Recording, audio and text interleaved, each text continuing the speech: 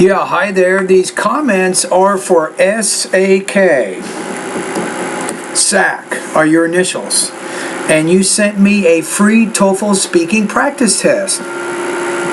And I'm actually going to evaluate it. So I'm downloading it right now. Take a look at what we have here. And what I want to do here is SAK. I'm going to listen to the whole thing once without making any comments, and I listen to it a second time. In between the first and the second listening, I'll probably give you an estimate as to what your speaking score is and why. And then after the second time I listen to it, I may revise what I said. I may go up or go down from what I said because I'm going to listen and comment on every aspect of your practice test. For me, when preparing for an exam, studying alone is the option.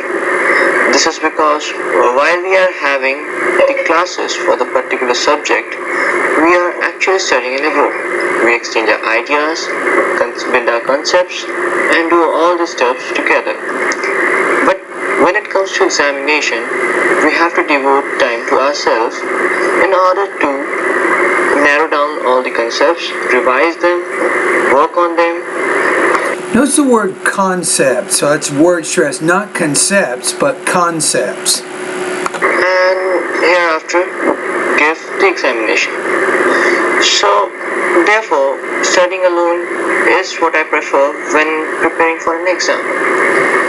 Yeah, I don't know. You got kind of a weak argument there. You didn't spend enough time on why you think studying alone is better. You also talked about studying with a group. Right? So I think you need a better, deeper argument on why you prefer to study alone. Let's listen to it one more time. For me, when preparing for an exam, studying alone is the option.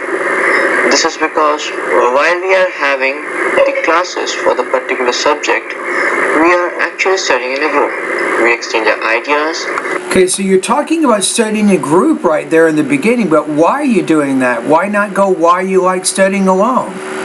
Just say, first of all, I prefer studying alone because I can concentrate better on the subject material. For example, and then you talk about a biology class or math class and say, if I'm studying the math class on my own, I can calculate out the equations, I can go into the answer book and not have to worry about having to talk to other people. I can get done more efficiently or something. Build our concepts and do all the steps together. But when it comes to examination, you see, but why are you telling me that information? So then you say but, and then you move on to what your position is, but you're not spending enough time developing your argument. So the first 22 seconds of your response, you're talking about studying in a group. But that only gives you another 20 seconds you can talk about studying alone. So my suggestion is talk about studying alone from the beginning. You don't have a lot of time for a counter argument here. I mean, think about it. So you want to get right to your idea. You might want to say something like, although some like studying in groups when preparing for tests, I personally prefer to study alone because it's more efficient and I can score higher on my tests using this method.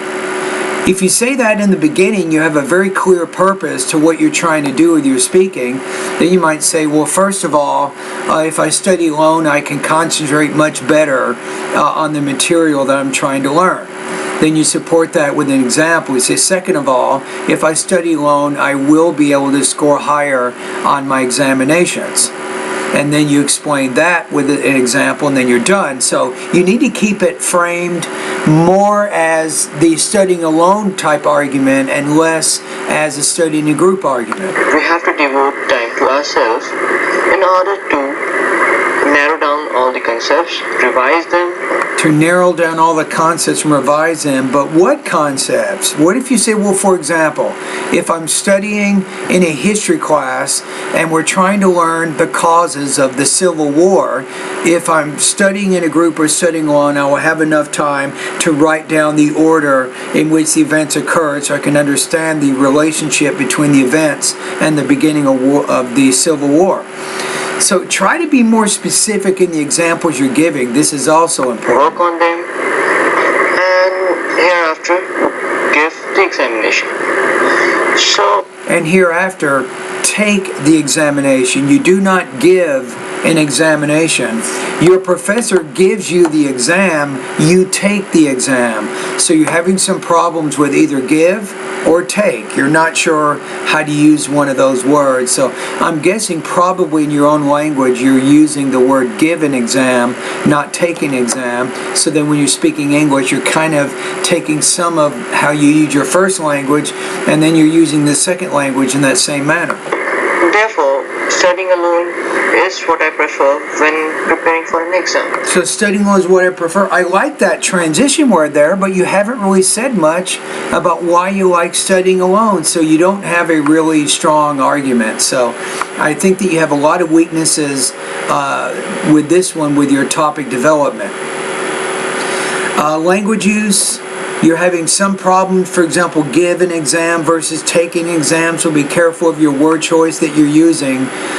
Delivery, the good thing is you speak fairly clearly, which is good. You don't have a lot of trouble there. Your pacing is pretty good.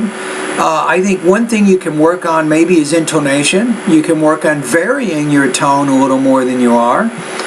Your score here, I'm going to put you at about 2.83 out of 4, 22 points out of 30 on this practice test. So if you want to score higher, you really need to make some improvements with topic development. I think that would make a very big impact.